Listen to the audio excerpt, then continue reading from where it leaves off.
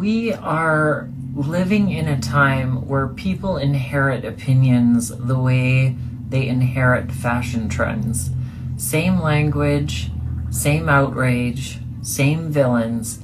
And when you ask, why do you believe that? You don't get an explanation. You get a slogan. This is what happens when identity replaces inquiry. Because once your sense of self is built around an ideology, changing your mind feels like self-destruction. Instead of thinking, people defend. Instead of listening, people attack. Instead of asking better questions, they repeat louder talking points. And yes, we are seeing this especially in modern liberal spaces right now, where disagreement isn't just wrong, it's immoral. Where the questioning the narrative means you're instantly labeled something extreme, not because the ideas are fragile, but because the identity built around them. And here's what no one wants to say. When you can't tolerate opposing views, you're not protecting compassion,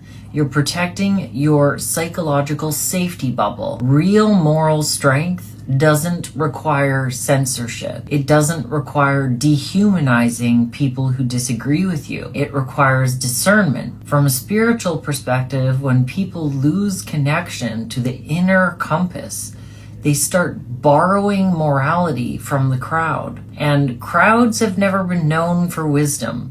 They're known for momentum. Spiritually speaking, the ego is always looking for something to attach to. A role, a label, a cause. Not because it wants truth, but because it wants identity. And ideology is the perfect disguise.